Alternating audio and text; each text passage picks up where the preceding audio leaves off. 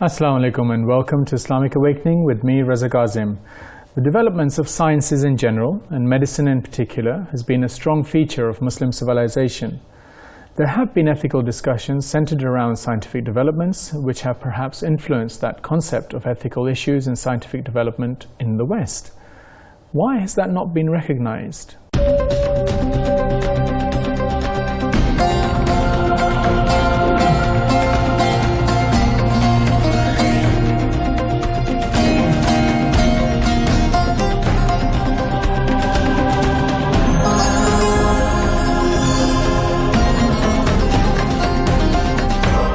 Islam, from its onset, placed great emphasis on health. The Holy Quran, in several verses, mentions the importance of good health, from distinctive sleeping patterns to advice on diet and medicinal properties of things such as basil. Modern medicine, as we know it today, has in fact been hugely influenced by Muslim physicians and scholars who laid the basis for medical practice in Europe. Ibn al-Nafis, a 13th century Arab physician, described the pulmonary circulation more than 300 years before William Harvey. Persian polymath Ibn Sina, or Avicenna, was known in the West as the Prince of Physicians. His synthesis of Islamic medicine was the final authority on medical matters in Europe for several centuries. There's a lot to show that Islam has encouraged the development of science in all spheres of science, both in terms of maths, medicine, physics, chemistry. In fact, I know from the app I use on my own phone that some stars still have Islamic and Arabic names written in the Arabic language. Ibn Sina, which his knowledge of medicine, which he brought from Islamic knowledge, was the foundation of our modern science and modern medicine. A lot of leaves they're using, like senna leaf, which has been said in Tibb Nabawi that they are very, very beneficial for stomach and all that. And now a lot of those have been used in the medicines for people to use. So there is a lot of things which are coming out from Tibb Nabawi, which doctors are taking and making use of it.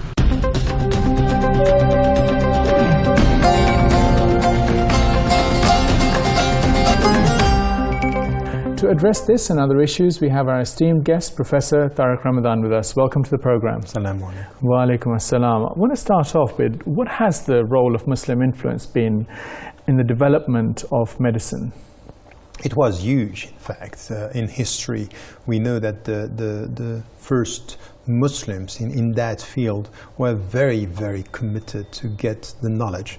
And in fact, it was like an act of worship that you try to understand how the body works, because the body, as well as nature around us, these are all full of signs of God's presence to humanity. So the way they were dealing with the body is to try to understand, and the Quran is saying about nature, siru fil ard wanduru, so just go around the world and try to understand the world. It's exactly the same with the body. So it was the useful knowledge that was added to the way you worship God and you thank Him. So from the beginning, it was not understood as against faith or against our connection to God, but a way that we are worshiping Him in the way we deal with His creation. And that's quite interesting, and presumably that from that came out some kind of developments and medicinal advancements and so on. I mean, is there anything that you can comment on with regards to that? and very, the way, for example, the blood circulation, the way the body was working. This we have, even, great philosophers that were at the same time philosophers or jurists, fuqaha, and at the same time they were physicians, and we know the great example of Ibn Sina, who was Avicenna, was in fact at the same time dealing with the scriptural sources and dealing with the body and trying to understand how it worked. And we have, from the very beginning in the Middle Ages, scholars thinking about the medical cards of ethics. So saying, not only you are trying to get the knowledge, but you should have a specific behavior. How we, for example, a great physician who came with a code of ethics, and this was in the 9th century. So we had ethics as to the physician's behavior and ethics as to the knowledge itself, and adding knowledge to knowledge in order to understand how it works, and getting this sense that the more you know how your body works, the better you believe and you worship God. So this is something which is connected to the Islamic civilization, and contrary to what is very often said in the West, the Muslims were not only translators or transmitters of the knowledge. They came with something which was a very deep contribution to that field from the very beginning. Yeah. I'm going to come back to that particular point. But one thing that I want to mention, you mentioned Ibn Sina, or Avicenna as he's known in the West. The influence of Muslims on the development of medicine, apart from one or two instances, has not been considered, that has not been recognized, perhaps, or given it the importance that it should have been given. Why is that? Of course, you're right, but this is, once again, it's not only in medicine, it's almost everything. We can speak about philosophy, you can speak about art, we can speak about medicine, we can speak about experimental sciences, all the experimental sciences. You will see that it's as if the West, in order to portray itself, or for the intellectuals say everything came from us, is that, these people were just translating, or yes, they had some knowledge, but it was very superficial. And in fact, in mathematics, for example, in physics, and we have scholars who were at the forefront of everything. All the discoveries in the Middle Ages were coming from, for example, in Spain, in Andalusia, or in Baghdad. So all this, it's part of something that we need to get today, which is a power struggle between civilizations. They say the West had everything, and it means also something which is deeper than that.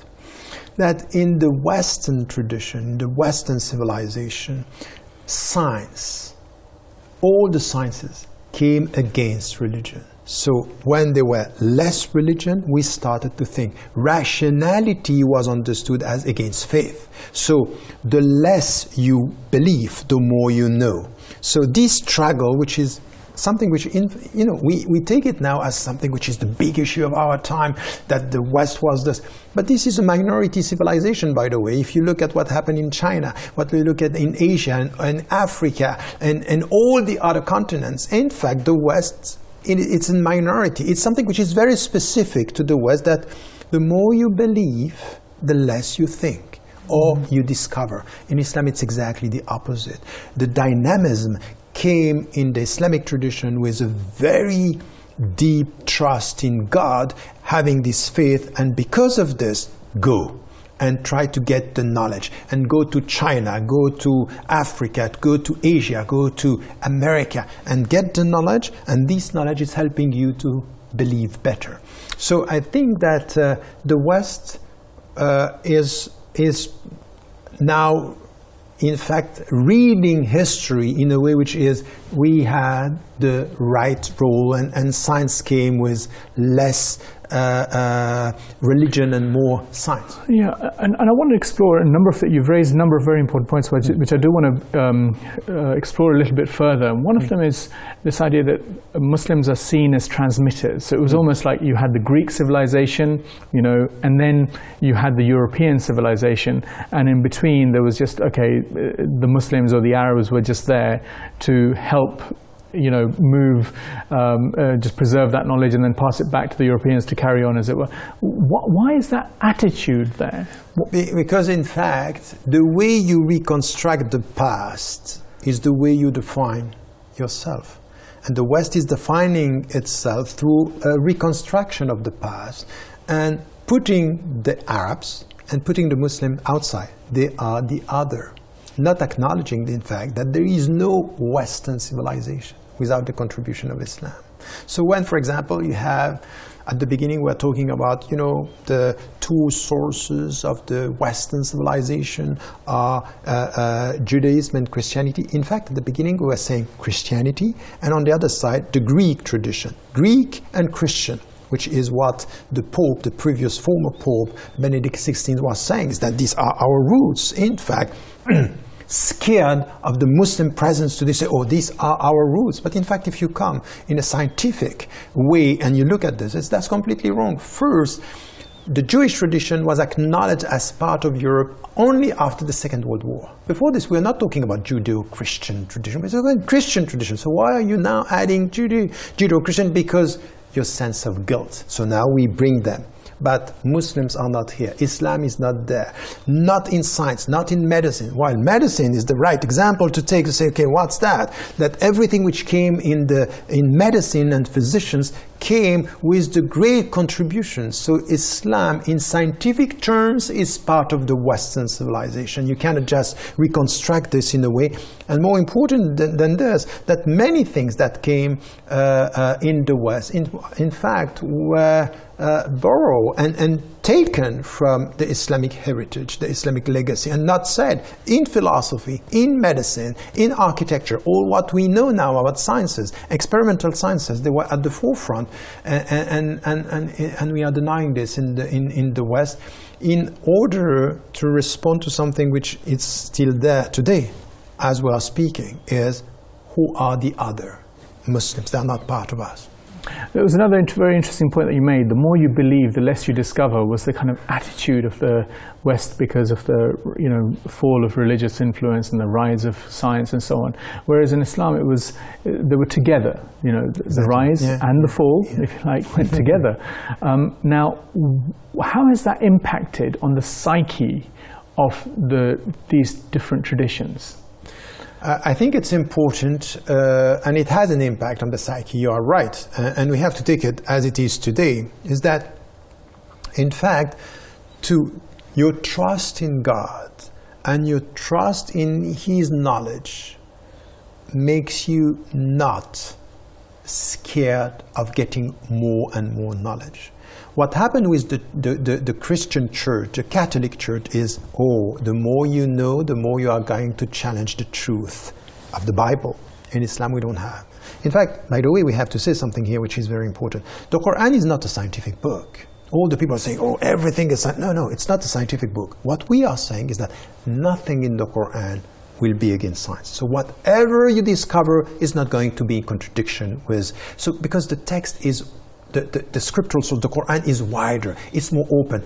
Nothing in the text is against science, so let science go. So it has an impact which has to do with trusting God and trusting human discovery and what could be done. The problem that we have today is that as much as we had this in our tradition, we are so scared now of the West and West taking over through scientific means or cultural means that we Muslims today, we are nurturing this psychological problem, say, we have to be scared of science, or we have to protect ourselves from science in order to believe more. That's wrong. That's the opposite. So we don't have a problem with science. We have a problem with trust, with confidence. This is the problem that we have today. But we have to come back to this. What we were saying is that this dynamism of the beginning that is helping us to have a strong belief and be open to sciences. In a sense, you seem to be suggesting that we've kind of like internalized the colonizing influence that has been imparted as a legacy of colonialism, and then instead of trying to should people, scientists that are being trained in medicine and other fields and so on, have as part of their training this idea of decolonizing their mind so that they reconnect with those things. I mean, could that work? How would it work? That's exactly the point, and I think that you summarized it in the right way, is that decolonizing by looking at things and say, okay, look, we value what came out of this Western civilization in terms of knowledge. Not everything, I think. But not everything, but in terms of knowledge, yes. Now the problem that we have is not with knowledge. Knowledge is valued anyway. It's the use of knowledge. This is why the Prophet, peace be upon him, was always asking, Allahumma nas'aluka ilman nafi'a, we're asking useful knowledge. And useful knowledge means what? It's useful for humanity, so knowledge serving humanity. Ethical knowledge, which is right and not be used to act against people. And third dimension is not only for this life, it's for the hereafter, because I'm accountable with which type of knowledge I'm nurturing now. So there is a concept of life and death. So your knowledge here, it's not only for this life, it's the way you are using it, and you are accountable. So there is here something which is very powerful for us, is that we don't have a problem with knowledge, we have a problem with the use of knowledge and the lack of ethical concern when it comes to knowledge.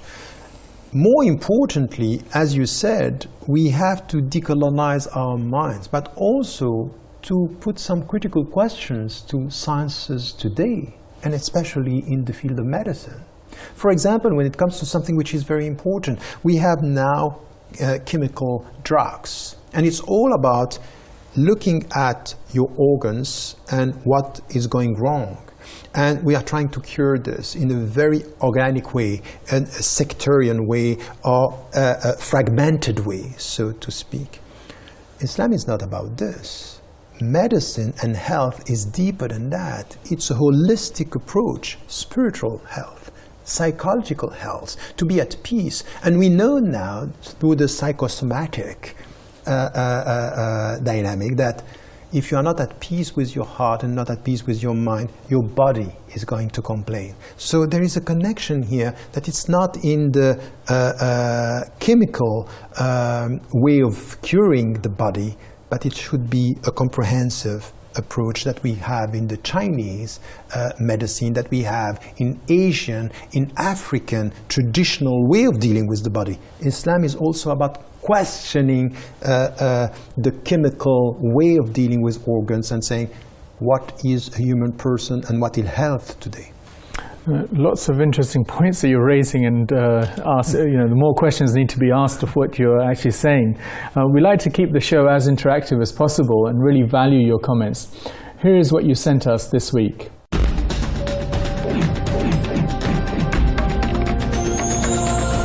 This week we asked, how does Islam incorporate medicine? Artia from UK said, we find many narrations from the Holy Prophet which emphasize on doing things that provide one with good health, such as being moderate in the amount of food one consumes, and even in the amount of time one should sleep. This is part of Islam. And Nina from India said, Islam from the beginning has encouraged medical science, and history is full of great Islamic inventions in the field of medicine. In fact, Islam was far ahead in this field than any other society in the early era. And that's all the comments we have for this week. If you'd like to have your comments featured in the show, be sure to follow us on Facebook or join us on Twitter. One of the things that you were talking about, and I want to explore this a little bit further, how can the relationship between Islamic ethics and medical practices be defined? Can you explore that a little bit further? Yes, I think there are two fields that are important. When it comes to, first, we can't, in the name of dogmatic positioning, say you can't do this in medicine, or you can't go and discover. No, we are not limiting the knowledge. What we are doing through ethics is orienting, directing the practice into something which is right. So we have two fields that are important, or at least two dimensions. The first one has to do with the physician, him or herself. Is as a physician, and we know the oath of Hippocrates, which has to do with the way you are practicing, or a practicing physician, that there are rules and codes of ethics that you have to respect. In Islam we have exactly the same, and Islamic Organization of Medical Sciences came with this also, an Islamic author. So we have this saying the way you have to treat your patients. There is something which is very important when it comes to the codes of ethics, that whoever you are a Muslim or you are not. You are poor or you are rich. You are black or you are white. A patient has no religion.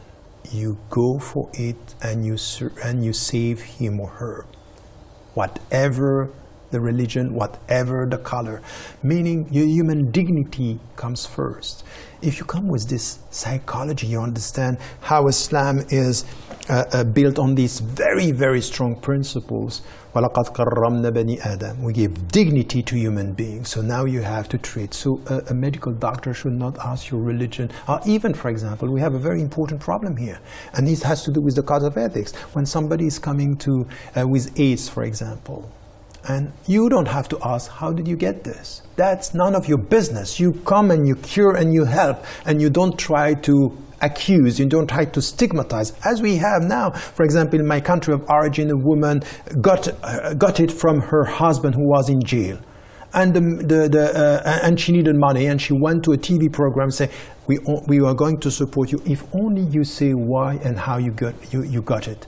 She said, no. That's none of your business. You help me or I keep quiet. She passed away. We try, or sometimes we want to judge the people about the way they are behaving. That's fine. That's their life. But when it comes to sickness, you cure and you don't ask. Codes of ethics. This is the first dimension. The second dimension has to do with the way you use our knowledge, for example. It has to do with, for example, the ethics in the way we deal with our knowledge. For example, when it comes to the way we deal with specific sickness, the way we deal with means, the way, for example, in very specific border situations, for example, euthanasia, bioethics, for example, genomics today. These are all things we need ethics. So we have the knowledge, but there are things that we cannot do. I cannot use, for example, the knowledge that I have of your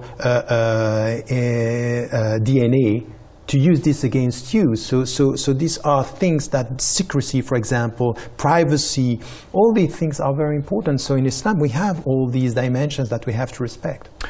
You mentioned it's very interesting, and you talk about respect on the one hand and the necessity of that from the Islamic imperative. Yes. And yet you say that there has been that Muslim psyche, that it was created with that example that you gave of that woman who went to that TV channel. Yeah. What do you mean by Muslim psyche? So is there a tension between how it's being practiced and what's being done, and where does that come from if it's not from the Islamic tradition, as it were?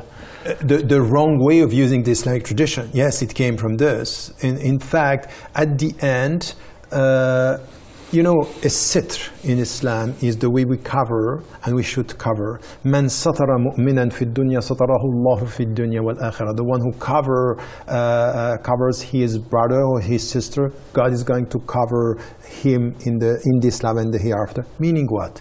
We have to have an ethical concern about how the people are being sick or what they, and we are nurturing something which is very judgmental. Oh, you are sick. What happened? What is the reason? What have you done? But where does that come from? That's coming from our very superficial understanding of Islam. If you try to expose your brother and sister, you try to understand the sense of, you know, we nurture something which was not in Islam at the beginning, the sense of guilt, and trying to project onto the other to get their mistake and not our duty. And if you are a physician, a medical doctor, you don't deal with this in such a way. You should understand that whatever you did with your own self, I am not the judge. This is between you and God. My role is to help you to cure, is to help you to get your health again, all your health, meaning I'm not going only to deal with your organs, I need also to deal with your well-being, because health is about this in Islam. It's salamat al-nafs, it's peaceful with your heart and peaceful with your mind, which sometimes with Muslims today, we are so judgmental. There is such a lack of empathy with the people. Say, why are you asking me? How did I get that? That's That's not right. And even, and we are morally qualifying some sicknesses, for example, like AIDS, and that's wrong. So we are between this, projecting, and something that we have to say here in this program with medicine, that we are also nurturing a sense of superstition. Jinn, junoon, everywhere. You have a jinn inside you. So we are nurturing a sense of superstitions, between superstitions and sense of guilt.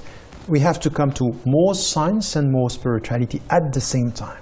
Because science is helping us to deal with facts, and spirituality not to be judgmental. That's very important. Very, very briefly, is there anything you can say about how Islam defines health? Very briefly.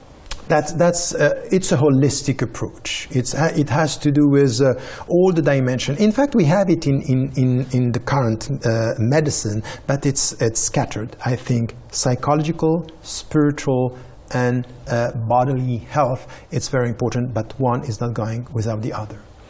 Thank you for that, Tariq.